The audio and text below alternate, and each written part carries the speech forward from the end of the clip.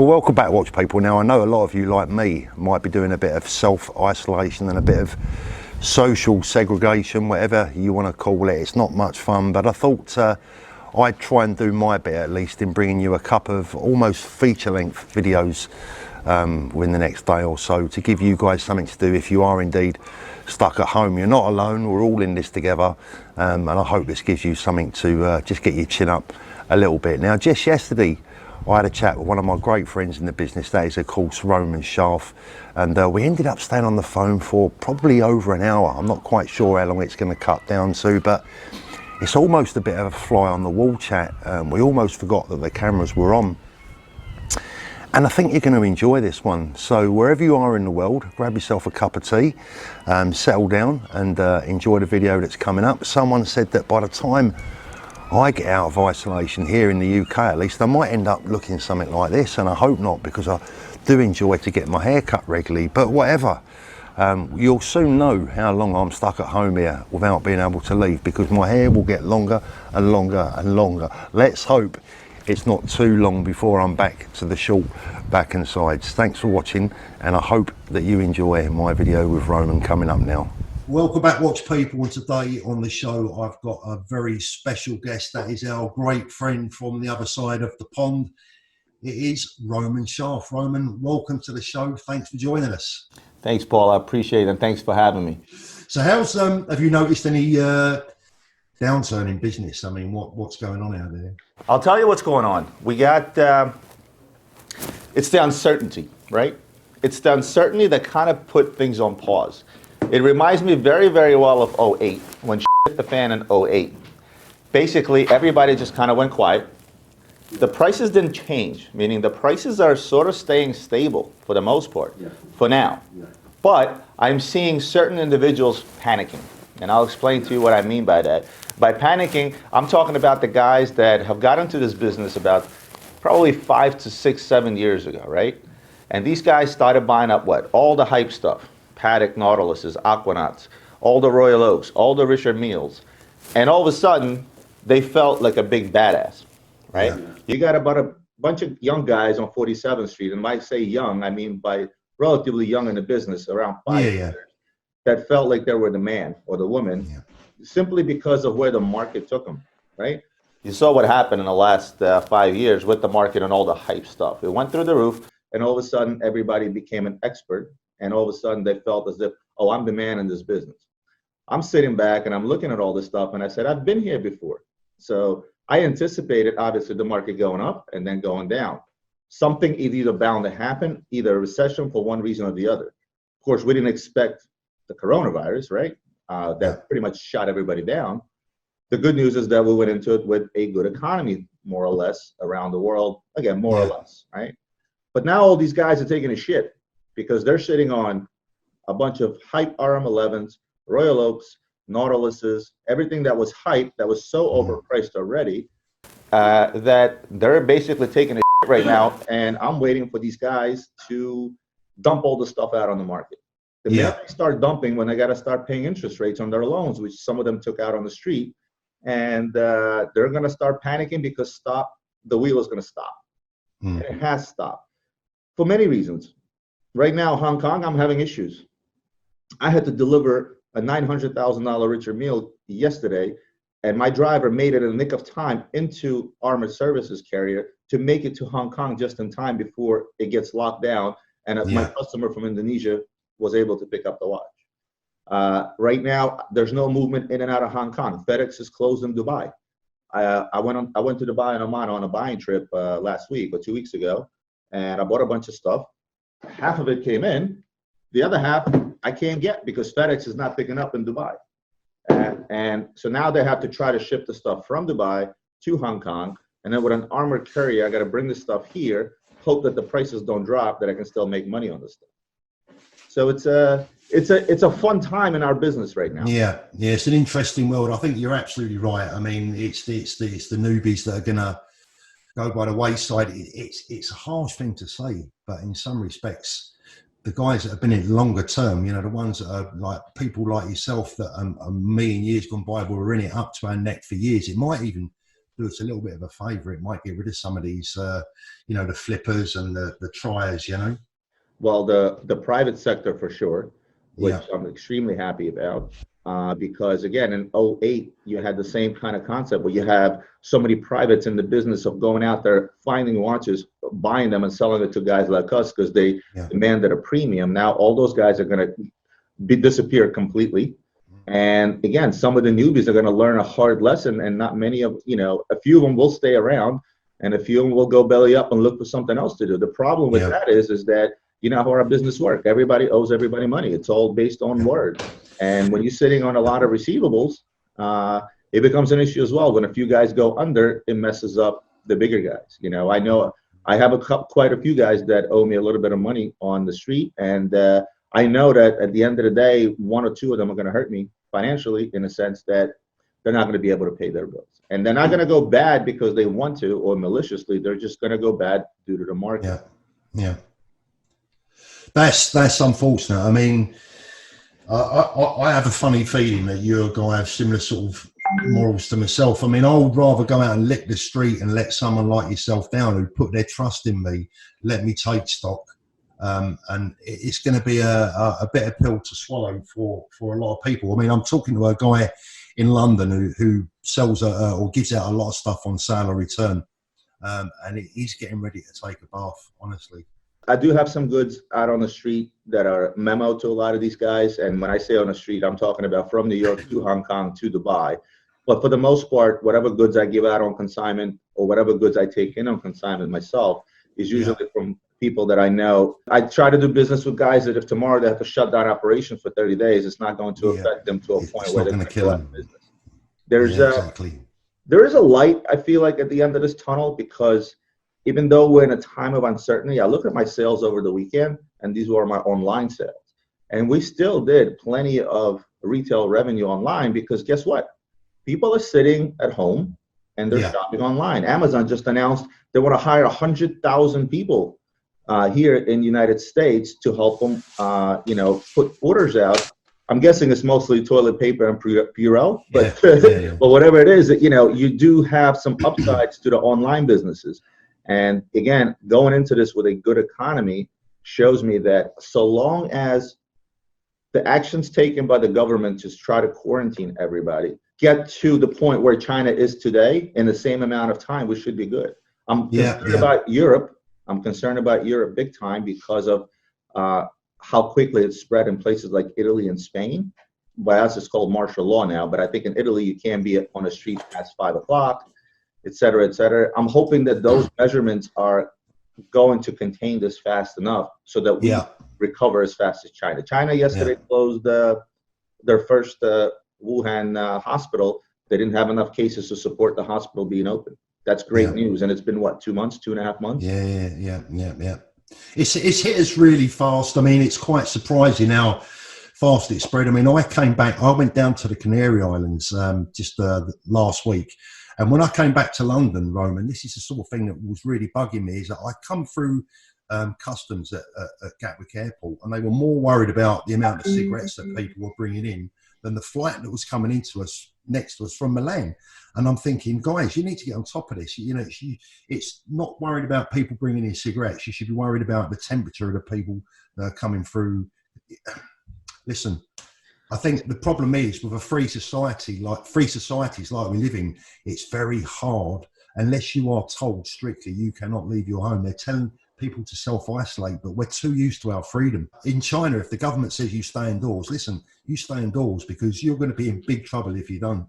Have you seen the video that's gone viral where the guy was stopped at a checkpoint and they used this big butterfly net to catch him? When they I haven't seen it. No. I'm gonna pop it in. I'm gonna have to pop it into this video.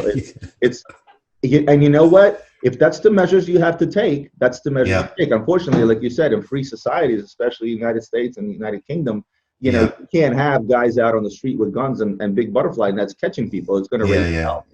And in America, more so, population of 330 million with an average of 2.4 guns per person. So if you start that shit around here, there's going to be some gun-ho individuals that are not going to fly with. But that Second Amendment might come back to bite you on the backside. Exactly. But to get back to the watch market, I'll tell you what I'm doing right now. What I'm doing right now is I'm probably sitting on the lowest amount of inventory in terms of dollars. I am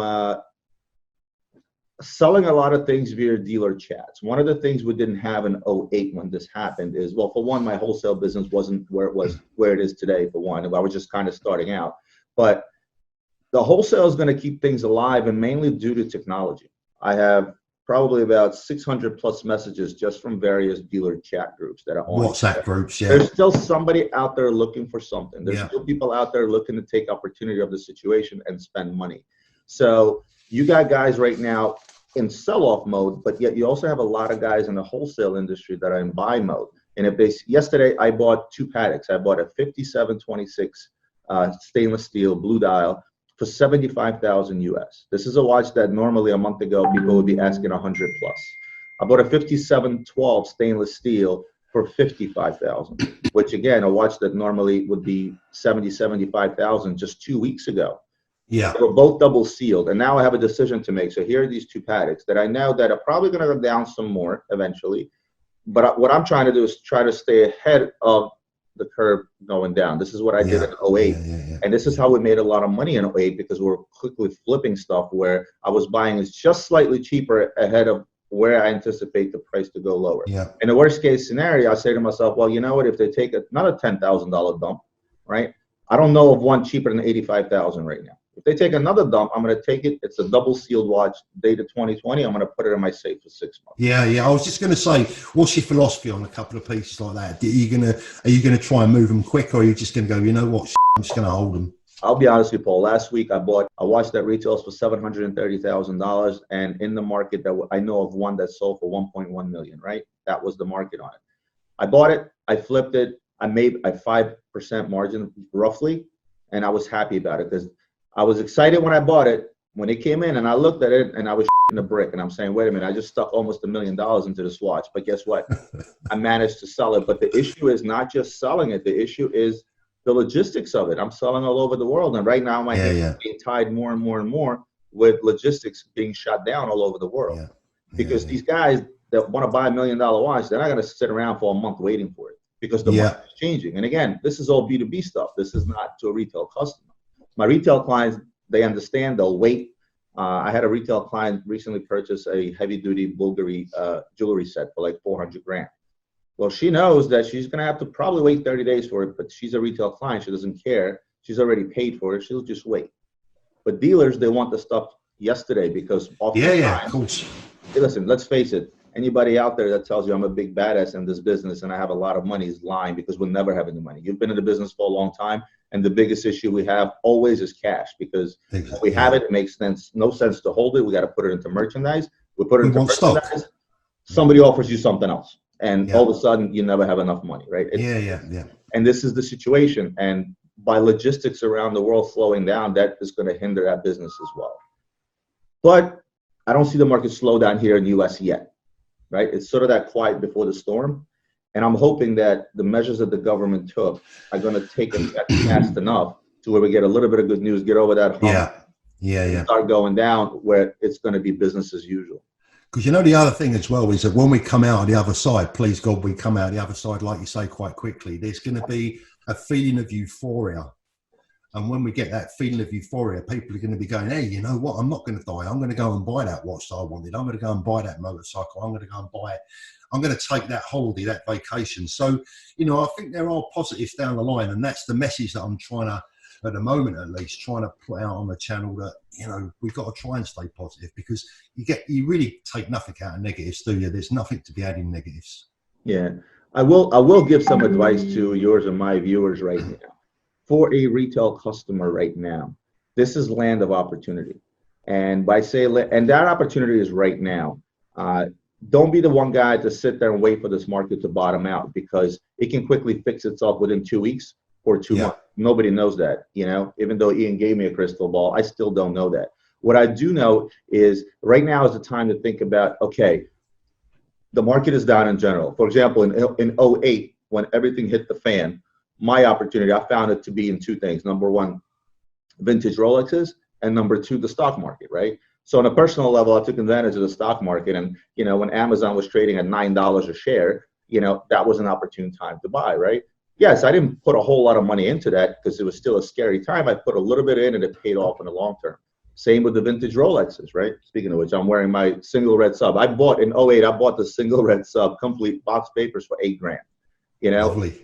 today it's trading 27, 28,000. Yeah. I'm finding one complete, right? I sold off all the other ones. I mean, I sold my A serial last Zenith P serial Daytonas for 50 grand to an Italian guy. I mean, I paid 11,000 for them. So if you are somebody who's a retail client right now, I feel like it's a great time to take advantage of that dream watch. And not from an investment perspective, but from a perspective of really, really getting out there, buying what you want at a slightly lower price and putting on your wrist and enjoying it, knowing that, you know what, you bought it cheaper than it's going to be ever. And I always say these things are not an investment. So as a retail client, get out there and look for that one thing that you always wanted. Listen, 15202 stainless steel trading upwards of 50 grand now. They were trading in a high market. Well, if that's the watch that you wanted, and now you can pick that up for 40 or even 35,000 pre-owned, go out there and get it. Go and do it, yeah. But not from an investment perspective, again, but from a perspective that you're now buying in the lower market rather than the higher market. Do you think that the public here, at least, I don't know what it's like out there, but I mean, I get offered, even though I've retired, I still get offered watches every day.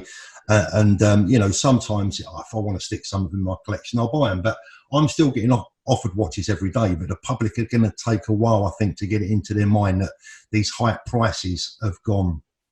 You know, so when they're asking, you know, double list for their B&R, double list plus another 10%, they're not going to get those prices anymore. So there might be a bit of a stalemate where the public's concerned when it comes to selling. I don't know. They're gonna have to realise. You know what it's like. They always realise when they're buying, but they never realise when they're selling. Exactly. Well, let's throw another hook into the mix. Let's throw into the fact that yesterday Rolex announced that they're closing production. I spoke to a friend of mine who's an authorized Rolex dealer here in Philadelphia, and he was ecstatic about it. He said, wait a minute, if Rolex is going to close all production and they're going to close the factory down, they're not going to produce, let's say even for the next 2 months, prices will hold. And I guarantee you, if AP is smart, if Patek is smart, they're going to do the same thing. Yeah. The minute the public hears that, now the prices have dipped a little bit. They didn't crash. Nothing crashed. Let's get this straight. Yeah, absolutely. So, I mean, in this box, I probably have a dozen or so APs and a few Pateks that I just bought a week ago, and I'm going to continue buying them. So the prices have come down a tiny bit, but they didn't crash. There's still room for me to make money. But if AP, Patek, and every other manufacturer follows Rolex tomorrow, I feel that that's going to lift up the spirits of the general crowd and say, well, wait a minute. Yeah. Rolexes have come down a little bit. Rolex is not making any more of them. Maybe perhaps it's time for me to get out there and get that Batman, get the Sea Dweller that I always wanted at about 10, 20% cheaper, because at the end of the day, when all this shit is over, and it will be over, I tend to think most people think positive, I'm going to end up with a deal because the prices are going to go up anyway because there'll be a shortage of merchandise. Yeah, absolutely. You're running some operation out there, aren't you? I mean, it's like one thing I need to ask you is that from a man that's clearly done well, you're great at what you do. What made you decide to put yourself out there on YouTube, Roman? Well, I'll tell you why. For two parts of it, right? I've always said on my channel that this channel is not for the reason of making money, selling watches, et cetera, et cetera. And I did a video on this. You know, the one guy that actually inspired me to get on YouTube was Casey Neistat, which has nothing to do with our industry. He's the vlogger that you watch on YouTube. My son showed him to me. I started watching his videos. I was kind of hooked. And I always loved speaking in front of public. I always loved educating public. From the day that I started out of my basement, you know, I had lucky enough to get a customer that said, hey, you got to educate your consumer to an extent where your customer would feel stupid to buy anywhere else but you, more or less regardless of price, right? And I kind of followed it, and I've always educated my clients. I never try to sell them anything. I try to teach them something first. Yeah. And that allowed me to succeed even further. But then my CMO, who came up, he said, listen, Roman, we need a face of the company. We gotta, you gotta get on YouTube or something and podcasts. And I said, you know what? I want to do YouTube. But I told them right off the bat, I was like, there won't be any coupon codes. There won't be any, oh, go to my website and buy this. I'm just going to get on camera and tell people how it is. And I think part of it is my narcissistic personality. I like to hear myself talk. And but the second part is that I really do find YouTube to be that platform that allows me no hold bar to say what I want, how I feel, and give my opinion, and with the hopes of there's somebody out there that wants to listen and agrees or disagrees. Yeah, yeah. And it's just, it takes 5 hours away from my work week now at this point. I'm lucky to have Ian help out and the video production company that took on to do the vlogs. But for the most part, it's a lot of fun. And I've got to be dead honest with you, Paul. I look at numbers when I look at sales. And as much as I didn't intend for the YouTube channel to be a sales platform, it's become that. Every single day, I get dozens and dozens of emails of people looking for stuff, looking to sell stuff, looking to buy stuff. And sales have increased. This has become a sales channel. Yeah. While I didn't mean it to do so. Yeah. You become a real. I think you become a real person. I mean, I've often said, I don't know if you've seen the videos and where I've spoken about yourself, is that one of the things that I admire about you is, and I know what it's like being an active watch dealer, because you open yourself up to all sorts of criticisms. People will lie about you. People are jealous. Listen, there are naysayers out there that you just cannot stop. So, not only have, these RMs you keep buying, mate, I mean, your balls, you must have trouble walking around with that weight. Well, listen. At times. I speak to Ian this often, and Ian always tells me one thing is like, the minute you get haters, that's when you know when you're successful. And I don't get a whole lot of hate via comments or emails and stuff like that. But when I do it, I actually enjoy it. And I'm not the guy to jump on and tell somebody to fuck off. I'm the guy that's going to argue the point somebody puts forth, as long as it's a healthy argument and not for the sake of argument. You know what I mean? But for the most part, I don't mind the hate. I got stopped on the street often at this point, and it's in the weirdest places possible. In fact, a guy from UK stopped me in Dubai to say hello. I'll tell you a quick story. Arthur, my partner, is in a store in Dubai Mall. I'm upstairs in the hotel room sleeping because of the jet lag. And all of a sudden, he sees 5 pretty big guys eyeing him up and down. And they're going in their phones, and they're looking at him, and they're looking at the phones. Arthur started feeling uncomfortable. And these guys were from UK, actually. And Arthur's like, are these guys following me? He looked at his wrist. He wasn't wearing like a very fancy watch. Finally, one of the guys comes over to him. Arthur's looking at him. He's like, in an English accent, here's my best version of it. He's like, are you Arthur? Right? And he's like, yeah. He's like, is Roman here? Arthur almost took his shit, right? Because 5 big dudes eyeing him up and down, And one of the things I found myself, I enjoy that. I've been stopped on the street before taking pictures with people. I always take my time to speak with these people, because somebody took the time to stop me on the street and say hello. I'm going to always say hello back. My wife is not too comfortable with that. I got to be honest. Yeah, mine's the same. Yeah. But at the same token, it just shows that how big your world can be. Yeah. Beautiful tool called YouTube, where from Hong Kong to Dubai to LA to New York and even UK, I've gotten such a big response from my viewers saying, I'm looking forward to meeting you at Paul's show. And I was really looking forward to it, because I've said it numerous times in the video, even this is a much better reaction. For the most part, me and you do what? We'll stare at a camera and we talk. So somebody listens. But when you have live interaction, it's amazing. And that's what I enjoy mostly about YouTube, is that you get the live interaction. Absolutely. I think and I'm not just saying this because I'm talking to you, but the biggest response that I had from my viewers from the contact that I had with them is that they were really, really looking forward to meeting you. Because you're from the other side of the pond, etc. The accent, you're a YouTube star, a celebrity in your own right via YouTube. They were really excited to meet you. And it's a shame. But listen, honestly, I think YouTube has opened up a lot of doors for people like yourself, people like myself. I mean, I'm now retired, mate, because of the robberies. I can't take any more of the hassle that goes with this business. And, I'm pushing 60 now, mate. I've done my bit. I'm not the richest man in the world, but I'm comfortable and I'm happy now, and it's like, but I can't leave the business alone because I love the business. But how good is it how good is it that YouTube gives you the opportunity now? Absolutely. You're being in this world while being retired. I mean, absolutely. I think absolutely. It's wonderful. So, yeah, I mean, I'm really grateful for where I've got my channel at. I look at our figures. I look at your channel. We should have a lot more subscribers than we've got as well.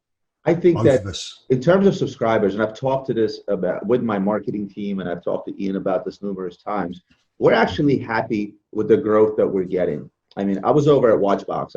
I'm friends with the owner of Watchbox. I've known the guy for almost 20 years at this point, and I've looked at their numbers on YouTube, and they do this YouTube marketing where subscribers come in.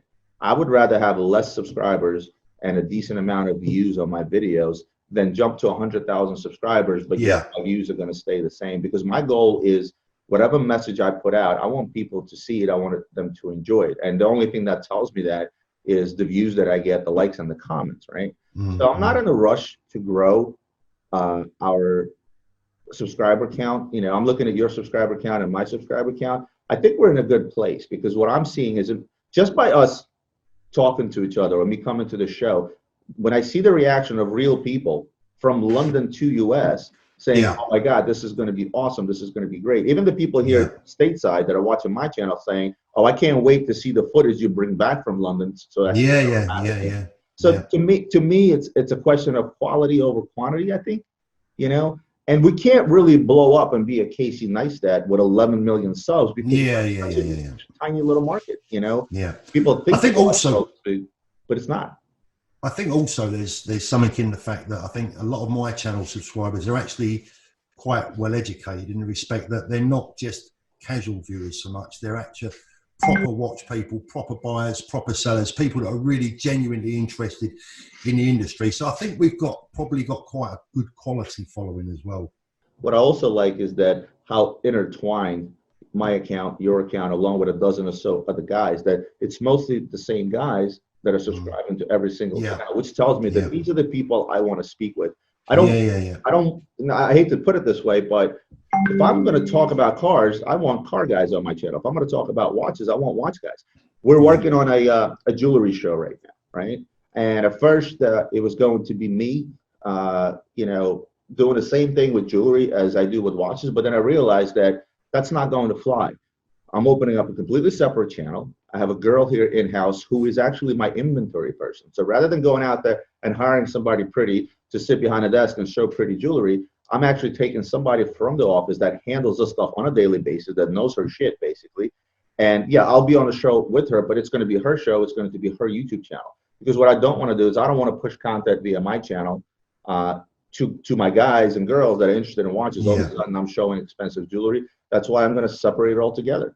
And I'm going to try to grow that channel the same way as this one grew, but again, with people that are interested in rings and necklaces. And imagine, you know, people that are watching our channel, they're not interested in looking at, you know, I love mom pendants and necklaces and things like that.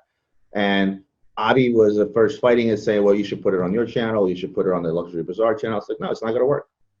I know what works. You know, we started this 2 years ago, and I know what works. You have to have a personality, somebody that knows their tells it like it is, and shows it to the proper audience.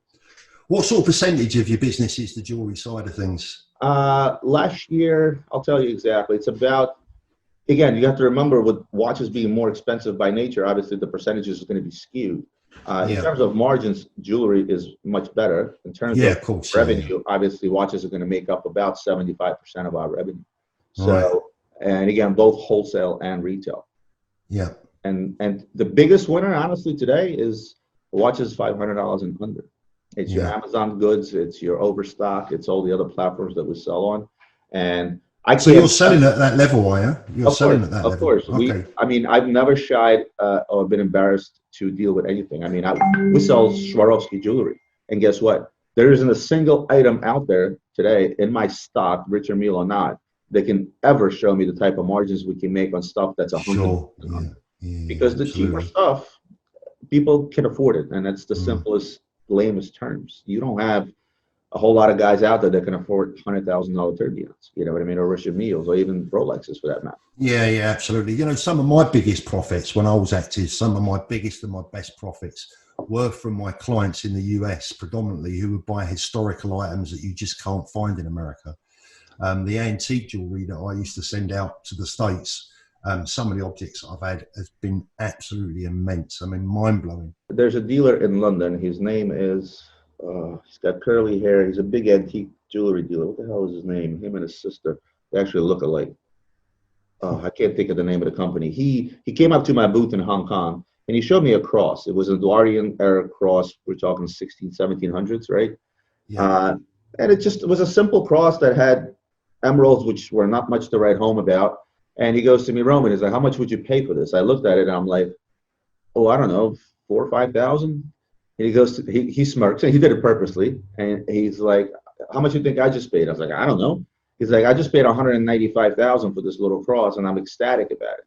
And I'm like, okay, well, what are you going to sell it for? He's like, it's irrelevant. I can ask whatever I want. This is extremely rare. And he went into the history of it and blah, blah, blah, blah. Yeah. And that taught me a big lesson is at the end of the day, in our business, in any business, knowledge is king. I would have walked right past that cross and paid attention to it. So, and with jewelry, you're right. It's those rare unknowns that where you can make the bigger hits, you can make the bigger margins. And even today, there are certain jewelry pieces that we buy, branded older jewelry that, are sort of those blind items, boutique only edition stuff, and you're able to make irregular profit, as they call it. But at the end of the year, when I look at the numbers, it still all averages out to a certain percentage when it comes to jewelry. I have a big passion for sort of 18th, 19th century jewelry, fine objects, particularly French, English. I mean, some stunning objects. Certainly you talk about cross. I have one in my safe right now that I bought about a year ago, 16th century Spanish, beautiful thing. I paid £1,500 for it, which is what, about, I don't know, $1,800. But I can sell it for whatever someone wants to pay for it. Yeah, if you find the right collector. Listen, exactly, I was in Dubai. I was in Dubai and Oman. And you familiar with watches out there that carry the Oman logo because the Sultan that's recently passed away, he has a contract directly with Rolex that supplies him with these Rolexes that he gives as gifts. Ian, give me that thing right there. So I guess I can. This was a gift that my friend in Oman gave me, and this was just a big silver coin that was to celebrate, I think, 25th anniversary. And these types of objects, you want to talk about the English supplying the royalty in the Middle East. Asprey of London is a house name in the Middle East. This guy has shown me such things from Asprey that I haven't imagined in my wildest dreams. And some of these things are 50, 60, 70 years old. And a lot of these collectibles are, speaking of him, this is him offering me stuff right now. Look at that. I haven't seen in my wildest dreams. And I'm talking about from little trinkets like little knives and lighters and then brushes and shaving kits to, frames that are made out of 2 kilos of gold and encrusted with diamonds. You think of the Prince Philip with, what's his name, Philip of Brunei, the amount of money he spent with Asprey of London is astronomical. And I picked these things up as well because they're blind items and there is a collector out there for them. 9 out of 10 people will deem these things useless and, worthless, where there are collectors out there that will deem a lot of things, worth collecting and worth a value. And that's not it either. You have to have that type of clientele. But we have YouTube. If you got out tomorrow and you showed off that cross on YouTube to an audience that would then in turn share the stuff, you would find that right client for that particular much as like with any of this collectible stuff. It's very tempting at times to sort of dabble again, but I have to resist that itch because ultimately I think I would, by being retired as such, I think it gives me a certain type of credibility. I haven't got any axes to grind. I'm not selling anything. So if anyone accuses, I say, look guys, I'm not selling nothing. You can't accuse me of this, So it makes my life quite easy and I enjoy that. I actually spoke about this on one of the videos we just recorded about, and I flat out told my viewers, as I always have, I said, guys, without even me wanting for this to become a sales channel, it already has.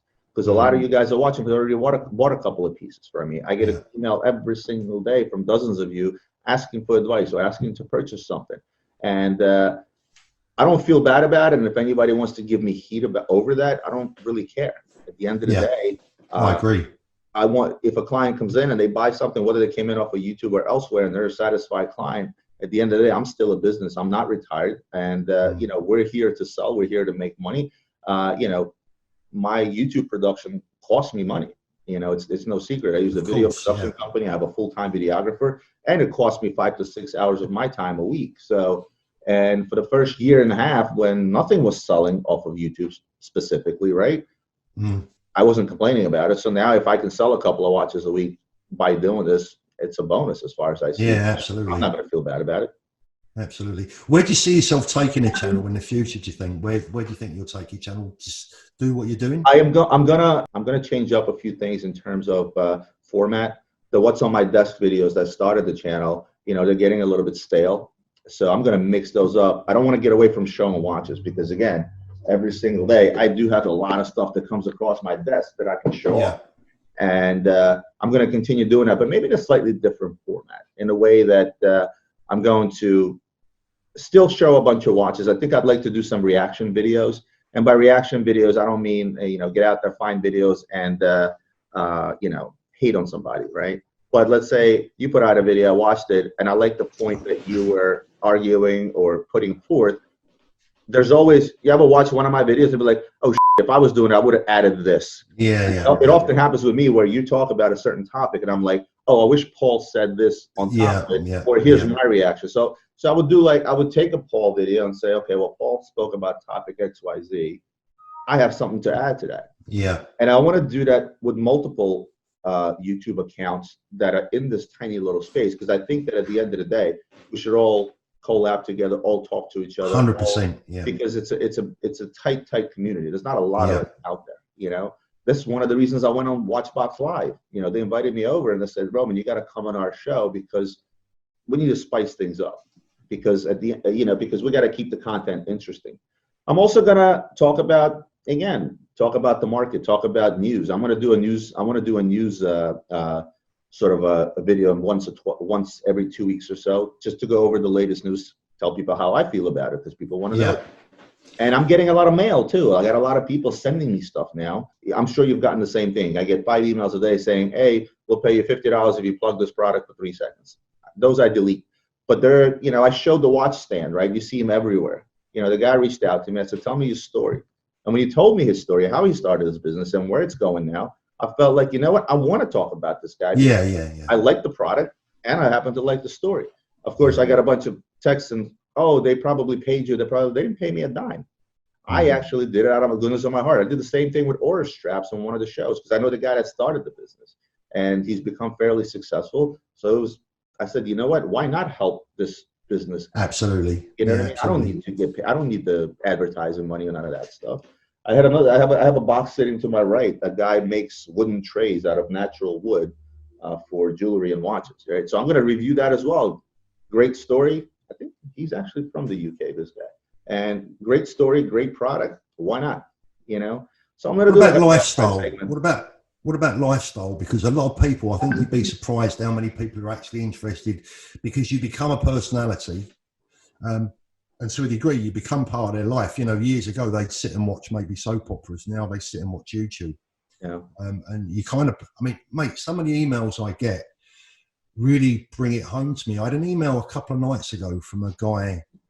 In actual fact, he lives in the United States. He's got a health condition. And he wrote to me to say that watching my videos had changed his life. And I found that I couldn't believe it. I'm thinking, what? You know, I'm just a simple person. Why would I be able to change your life? Sometimes I don't think we understand or appreciate how much people do listen to what we're saying and how interested they are, not only in your life as a watch dealer, but also your own personal life as well. So I think lifestyle from Roman would be quite interesting. Well, this is what I try to put forth with my vlogs. Simple things like going food shopping with my wife and our family trips, and obviously the trips that are business related. In fact, the last video in Dubai, I try to shoot some more things like, you know, the surroundings, the hotels, the good restaurants, that night, not just buying and selling watches. People are certainly interested in seeing that. You have to sort of draw the line somewhere, and that is time. You know, if I didn't have a million other things to do during the day, and all I did is ran around with Ian and shot a bunch of videos, then yes, I could certainly grow that to the stratosphere. But then I still have to keep it within that watch space. Yeah. You know, because not that I don't want the guy following because it's just the lifestyle videos. I still want the followers that want to watch what I put forth. But at the end of the day, you have to keep it within that watch realm. Once in a blue moon, throw it in that video with my wife shopping, throw it in, you know, an Aruba trip or a family trip. It's great. It gives people a certain sneak peek into my personal life. But for the most part, you have to find a happy medium between, yes, showing your own personality, showing your own personal life, but the bulk of it, I still feel, has to do at least with somewhat with the business, so that, you know, people don't lose sight of the main purpose of this channel, and that's to talk watches, show watches, and things of that nature. Sorry, mate, I've got a couple of questions for you that I know the UK viewers are going to be interested in, and I wanted to, you know, just ask you a couple of bits as well. I mean, how old were you, and where did this journey start for you? Well, I am 44. I'm going to be 45 in May, and my journey started when post the Army and in my last corporate job, where I'm actually a electrical engineer by trade and computer science guy.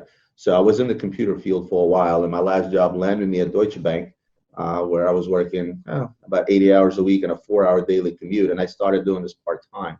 And I started at the time where eBay was blowing up. And I saw an opportunity to put a couple of things on the internet and say, wait a minute, I can make some side money while I'm doing this. It was really my wife that pushed me to do this. I didn't believe in this. I didn't believe that people would buy $10,000 items on eBay. But my wife said, I think this could be a good thing. We should do this. And my business is... Do you own up to this? Do you tell Mrs. Sharf that actually it was her idea? So we you know, I always, my nickname is the founder. This is what people call me around here, and this is what it says on my YouTube channel. But my wife always says, well, I'm the real founder, because if it wasn't for me, you'd still be, you know, working at the bank somewhere. That's where it all started. And the first almost 3 years of this business were a part-time business, until I was at a crossroads where I said, you know what, I'm doing well at the bank, but this is doing really well just the same. And I sort of chose just to work for myself. You know, my big dream was to be a managing director somewhere in a big corporation. And I probably would have gotten there as well.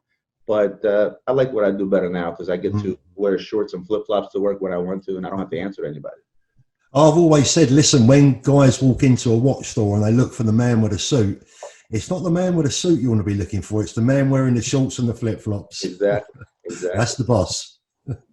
So what are you wearing in general, watch-wise, Roman? What's on a day-to-day basis? I have these highs and lows, and Ian is in the room now, and he'll tell you there's no rhyme or reason to what I wear. I've always tell people, buy what you like, wear what you like. So I'll go on a vintage binge, and I'll wear my vintage pieces. Like I have my single red sub on.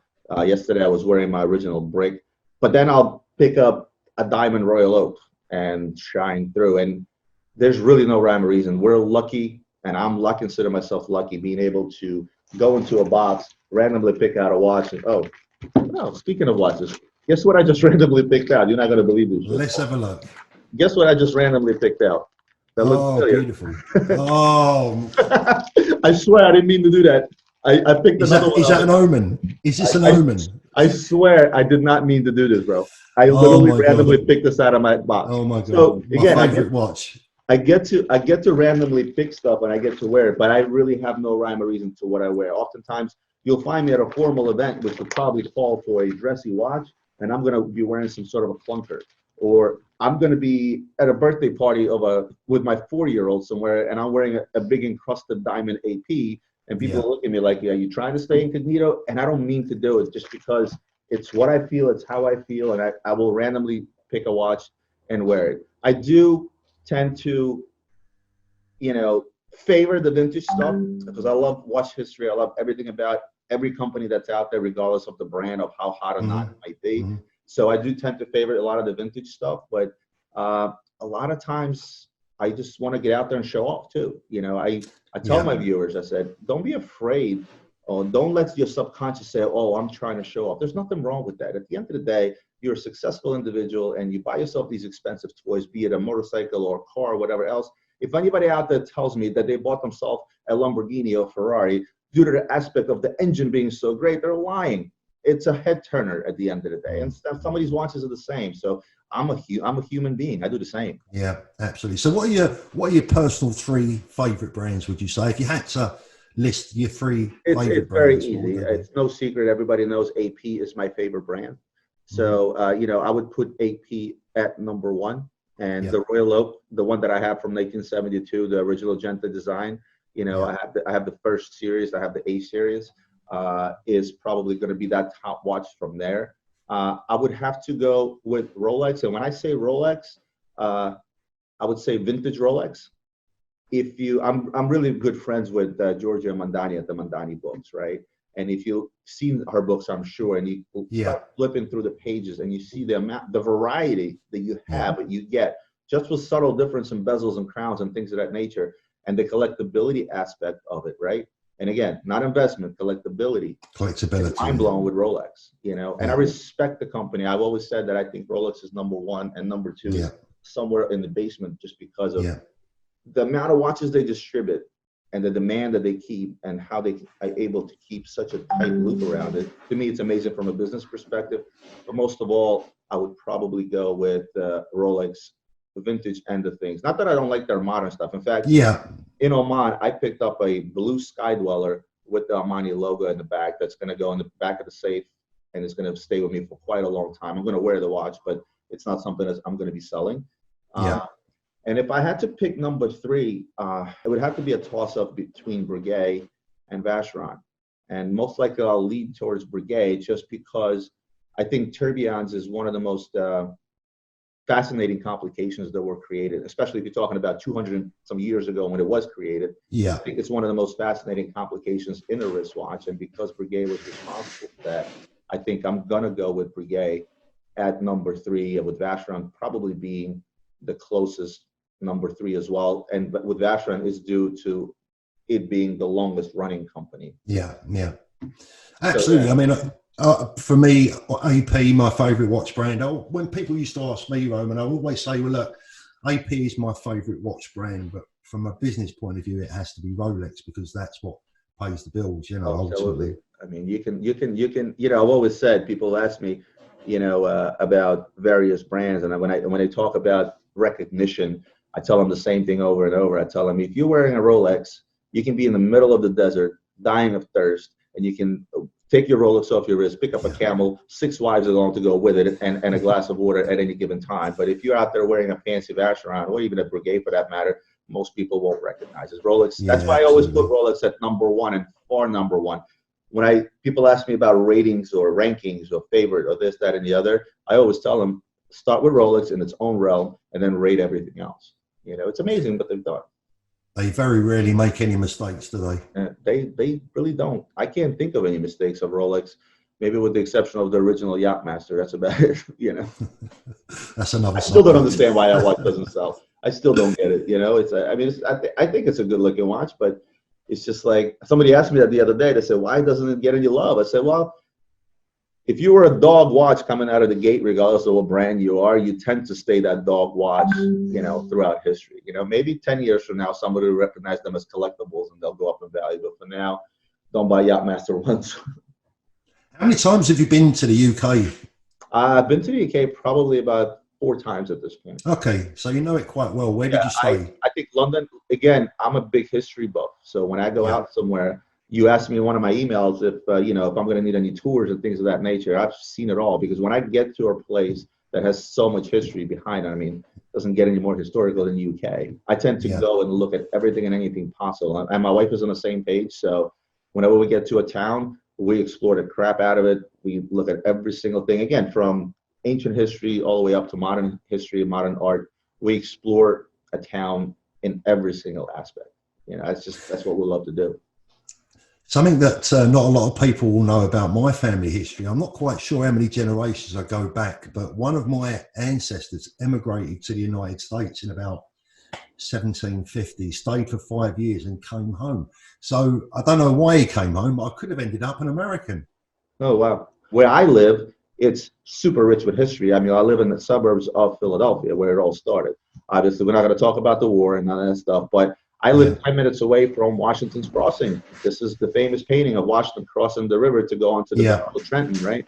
I don't have to go far, much like you in London, to find a historical place where something took place. I mean, literally, in my neighborhood, you drive a few blocks and we have these blue and yellow plaques that say, oh, in this house, George Washington took a shit in 1678. You know, this is how historical where I live is. It's crazy. You have modern houses and then you have houses dating back 400 years to the colonial times. Because again, Philadelphia was one of the 5 major, ports where everything came in and out of during colonial times and past that. So definitely lots of history here that's tied with your country as well, obviously. Ask me a question, Roman. It's one that always interests me. And some of the answer is probably fairly obvious. It's because we share a common language. But what's your take on the special connection that the American and British people seem to have, and why do you think that is? Because whenever I visit the US, I'm always made to feel so welcome. I feel quite humble. And I know when you guys come here, we always treat you in a very high regard. What is the connection between us, do you think? Well, I got to tell you, because again, I'm not an American. I wasn't born here, right? I was born in the Soviet Union and later ran away from there. Thank God. Yeah. My father's trick to come to the United States for a better life. But if you go back generations, how many people that are here today are descendants of the Brits? How many percentage-wise? Probably more than 50%. Because at the end of the day, who were these freedom fighters in America that decided to revolt against the king and blah, blah, blah, blah, blah?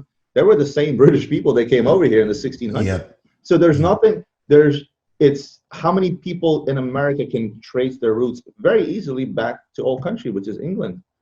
And it was the British coming over here that started United States of America. Yes, granted, we're a country of immigrants, and there are plenty of other Americans, from other countries. But now we're going back, to a much later time. But the originality is, I guarantee you got a gazillion cousins in America you don't even know about. You know what I mean? And that's what it's all about. Why do a lot of people have British names? There's a reason for that, because it were the Brits that started this whole thing here, and that's why, whether it's consciously or subconsciously, there is that connection, because for the most part, it's the same people. That's how I feel about it. And you say you served in the military out in the US? Yeah, I went in at 18. I wanted to do my 2.5 years, my 3 years in the military, because I'm a believer that I think every man should go through some type of military training. And, people ask me, does the Army brainwash you? No, it just makes you grow up in an unnatural amount of time. Of course, now that I have my son, I would want him to do the same. I don't know if I necessarily need him to serve the 3 years, but in the very least, I would want him to go through the same basic training that I went through, because it does build character. It does build you up physically and mentally. I think it's a great thing. And I felt that, you know what, if I'm going to preach this, I should practice what I preach. And you know what, I had a blast. I joined as a combat arms as a forward observer. So luckily there was no war at the time. So I didn't really have to do during the day. So I got to play with tanks, helicopters, guns, and everything else. So, and I lived in South Korea for a year. Then I lived in Fort Knox, Kentucky, guarding the Federal Reserve, the gold, supposedly. I didn't see any gold. They didn't show it, but it was there up on the hill. So, I walked by it every day. But I had a lot of fun, and I had a great experience.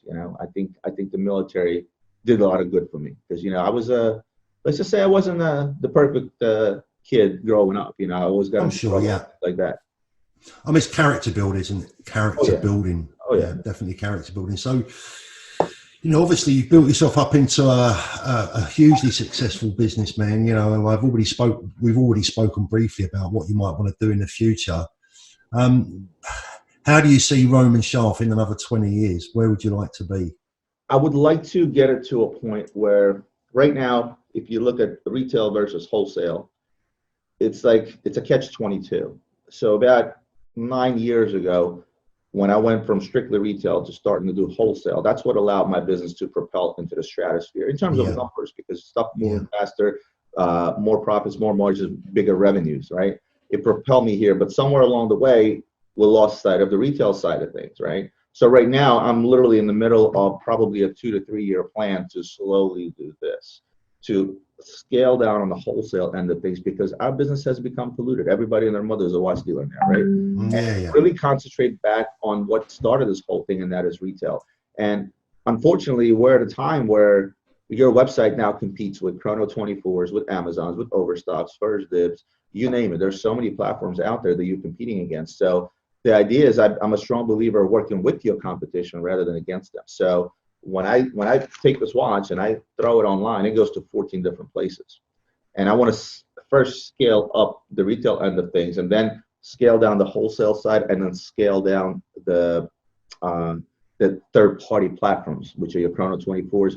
And the only way to do that is with exclusivity. So within the means that we can afford, we're going to start scaling down wholesale and then the other platforms and trying to push our product via our own website, via our name, because we have a name. We've been online for 15 plus years or 17 years now. So we have that name. Now we got to put forth that product. But it's a catch-22 because I can take this box, wholesale it to somebody tomorrow, make almost the same profit as retail, because lately the line between wholesale and retail has virtually disappeared. But I don't gain much from this in terms of a new client, in terms of somebody that will come back and buy again. So that's really the ultimate goal over the next 2 to 3 years, because I want to become a company that I can sell.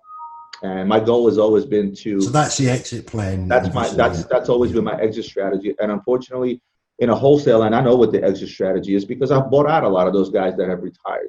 You accumulate inventory. At the end of the day, you accumulate a whole lot of inventory. You sell it off at pennies on a dollar. You take that big chunk of money and you retire. That's not what I'm looking to do. I want the name luxurybazaar.com to sort of live on, right? It's sort of been my baby since the very get-go. I should say my wife's. I was going to say Mrs. Sharf. So Mrs. Sharf, but I want that name to sort of live on. And I also realize it's not very easy in the internet space to be bought out just out of the blue. You know, you have the numbers, the clients, all that stuff you can do. And I realized that I need to identify my potential buyer today. And that's why I'm working with a lot of third-party platforms right now, which will eventually recognize that I'm somebody that needs to be bought out and be under their name. So find a bigger guy, work with them, get your number up to a point where you see, I want to exit. If my exit strategy is to exit at $25, get your company to that and identify the buyer to, spend that $25 with you. And then, you know what I want to do? Whatever buyout happens, I'm going to stay on YouTube, and the Roman Sharp channel is not going to be for sale. That's going to. I was just going to say to you, Roman, listen, honestly, I can't see a man like you retiring ever. I think it's just not. People like us, we can't do it, can we? Yeah, I'll be busy. My son has become somewhat of an entrepreneur over the last couple of years. At the age of 14, he decided to start selling sneakers online. He's 16 now, and last year he managed to do $365,000 in revenue. All right, at the age of 16. And the most exciting news happened yesterday, and I guess we can use this as an announcement. I was going to give him obviously a watch for his graduation. He's about a year and a half away from his graduation, and then I was going to get him a watch. He came to me. He's like, Dad, I'm kind of understand that when I graduate, most likely I'll receive some kind of a watch from you, but I'm in a position where I want to buy my own watch. So what do you want to get? Surprise, Rolex, right? So yesterday he bought himself a Rolex Submariner at the age of 16. I didn't have a Rolex Submariner at the age of 16. Okay, I bought my first Rolex I think at the age of 21 when I got my first job, and it was a Datejust from the 70s that I paid $1,000 at a pawn shop for.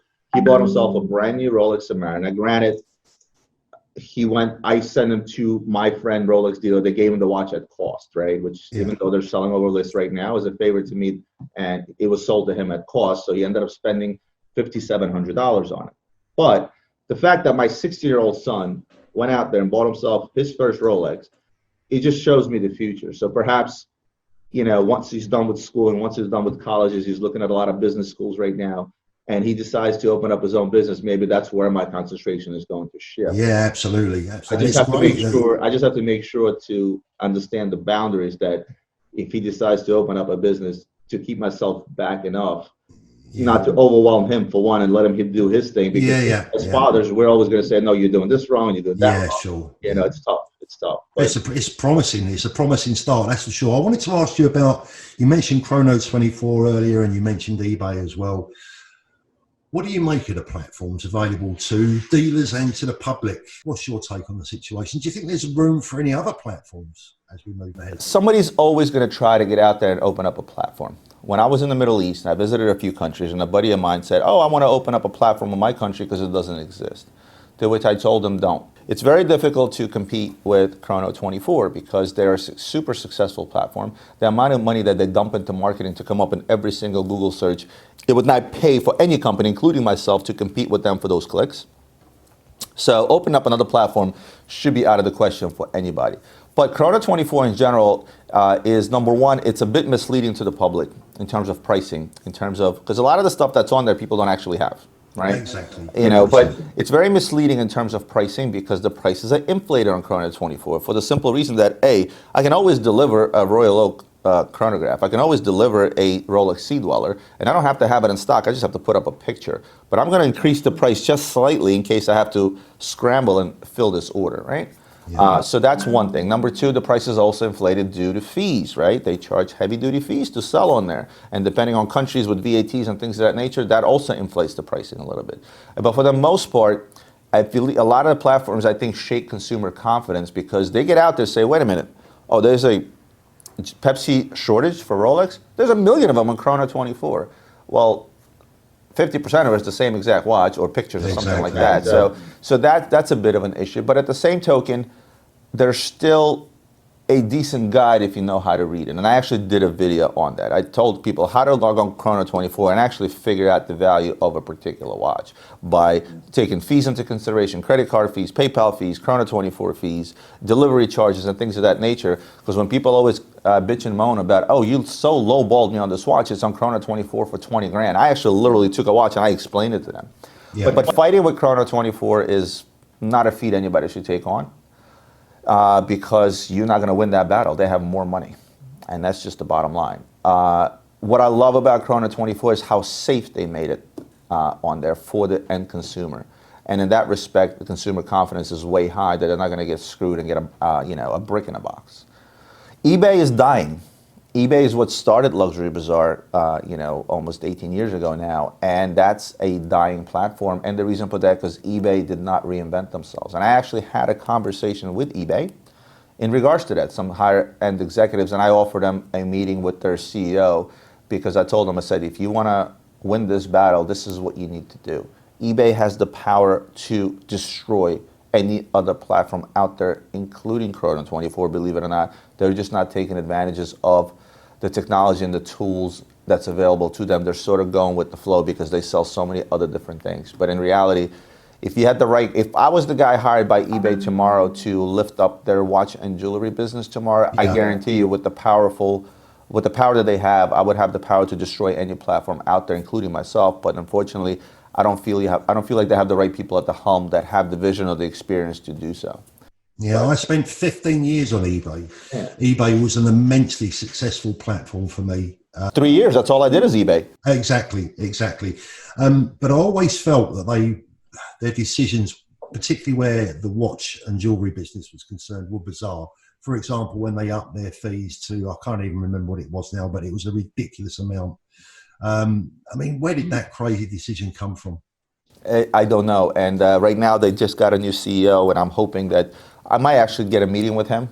And because they opened up a new department. They were here in my office. And that was the authentication. They basically copied Watch Facts on Amazon, where they're certifying pre-owned watches now on eBay. And I'm like, guys, you're just being dumb. I'm like, you have a database of clients that's bigger than all the platforms put together out there, including Yerulalas, including Gilt, including StockX, including, I said, you woke up and realized that everybody out there is taking a huge chunk of this big pie called, jewelry and watch business, and you're saying, oh, wait a minute, we could probably do this too. I said, authentication program is not something that's going to do it. You already have consumer confidence because you have return policies and PayPal and things of that nature. Yeah. I said, what you need to concentrate on is utilizing the database that you have and bringing those clients back onto the eBay platforms, not to buy from Chrono 24, but to buy from eBay.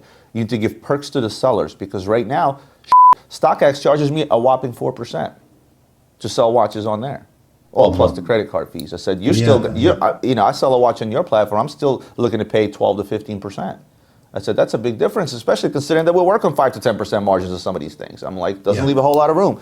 So the prices get inflated. So and there's a lot of ideas that I have to put forth for them, and they can revive themselves. The problem is you have 10,000 people working at eBay. And I know what corporate politics is all about. I've worked in a corporate world. And to get past that thick wall of politics, to cut through all the bullshit and have one guy come out there and say, this is what needs to be done, it's going to be a tough road for them, yeah. Very hard. you ever see a platform appearing on YouTube? Do you think it's possible? I think that if anything, Google would probably tie some of that stuff back to Google Shopping somehow. And, but right now Google is making so much revenue off of YouTube from simple advertising to retarget marketing that pops up everywhere. I don't think they would want to risk polluting the space with shopping to turn people off of YouTube. YouTube is still the second most searched platform on the internet after Google, right? So if I'm Google, and again, this is my personal opinion, if I'm Google, if it's not broke, don't with it. Just leave it alone. You start popping in products and things of that nature. Instagram is already doing it. When people are posting things, you click on the picture and there's all these links to the products and things like that. The ads are already pissing people off tremendously. You go on Instagram and every fifth post is an ad. If YouTube starts doing the same thing, you're going to see people moving things to places like Patreon, I think is the other platform for video. You have Vimeo that's still fairly strong in terms of that. So I don't think they would risk that, but you never know, those guys. We're not the ones making those decisions. I wouldn't. I agree with you what you said about eBay. I always felt with eBay that they treated watch sellers like T-shirt sellers, and we were in a completely different business. Yeah. And the times they also gave us our start. When I sent an email to one of the executives at eBay after our meeting, and I spelled out exactly what they needed. It was an email that was probably 3 pages long, and I literally spelled it out for them. I said, guys, this is what you need to do, and it's coming from a guy that has experience. I've been with you since day one. You're the ones that put me into this business. I'm forever thankful and grateful. Yeah. But where eBay used to be my #1 platform, then we came my #2 platform. Right now, you're on the bottom of the totem pole. I mean, I got Rule of Law selling more stuff than you guys do. And I look at my numbers weekly and monthly, and eBay's just not up there. It's great for cheap little things, it sells, but I don't remember the last time I sold a really expensive watch off of eBay. People just pick up the phone, call the office, and buy it. Yeah. People used to look to eBay to find those deals, to find the items they felt safe buying on eBay. And right now, you got at least 5 other platforms that are blowing them out of the water in our realm of jewelry and watches. Yeah. Something I wanted to ask you about the American market, which is obviously, going to be slightly different from that in the UK and perhaps Europe. What's the situation with customization out there in the US right now? Because years ago it was extremely popular here. If I go back to the early... It's still very popular. So, customization. Hold on. Oh, there we go. Do you want 10 boxes of toilet rolls for that box of watches there? So customization is, I don't want to say a huge part of our business, but it's still a part of our business, but we do it strictly wholesale. So this is something I brought back from the Middle East, right? Aftermarket GMT. I've done well with these pieces because they do move. And I think what changed in the customization world as far as America is concerned, where it used to be a hip hop watch, a rapper's watch, etc., whatever you want to dub it, right? It's no longer that. You got punk rockers out there buying customized diamond Rolexes. It's become sort of a good trend, and from a couple of perspectives. Number one, money savings. A GMT original like that, when you're paying close to $100,000, and now you can pick up the same watch at a third of a price or even a quarter of a price sometimes, it becomes a savings thing. Number two, it becomes a personalized thing.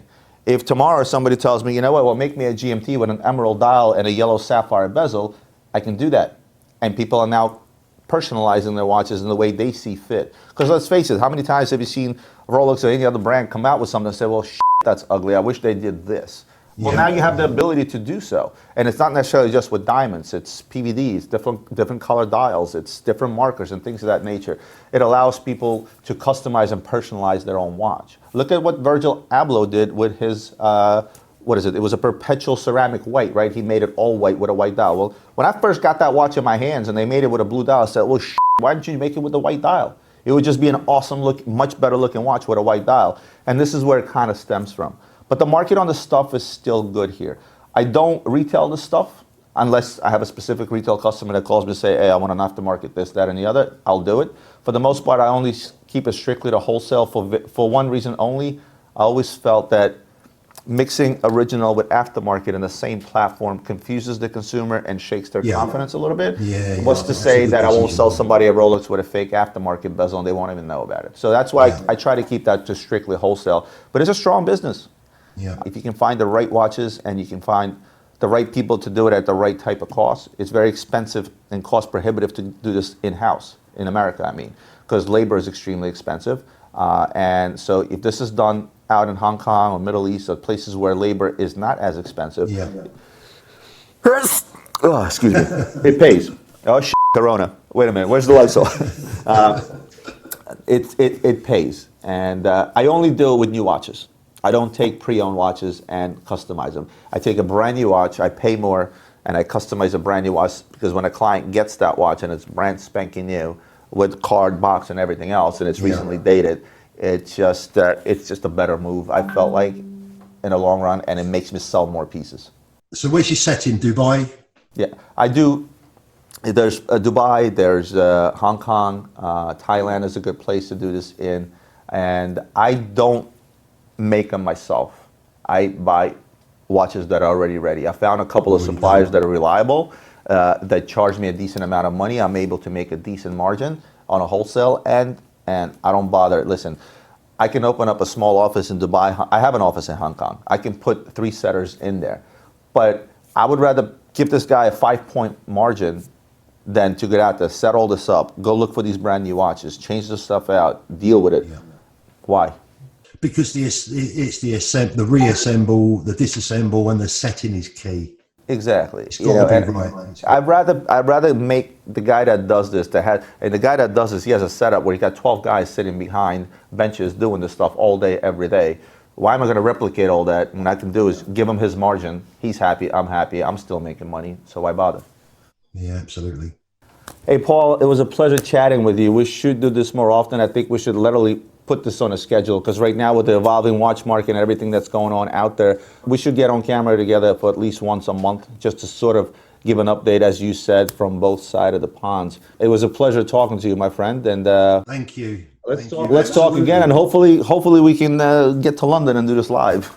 Absolutely. Let's look forward to some more positive times ahead. And I just want to say, personally, from our side of the pond here, Roman, thank you for your input into the YouTube community. It is genuinely appreciated. We really do enjoy watching you, and I hope to see you in London soon. Well, you do know that I can say the same exact thing about you, right? Because I do watch your videos just the same, and I know a lot of my viewers watch yours. So I'm sure a lot of guys in America appreciate you just the same. Take care, everyone.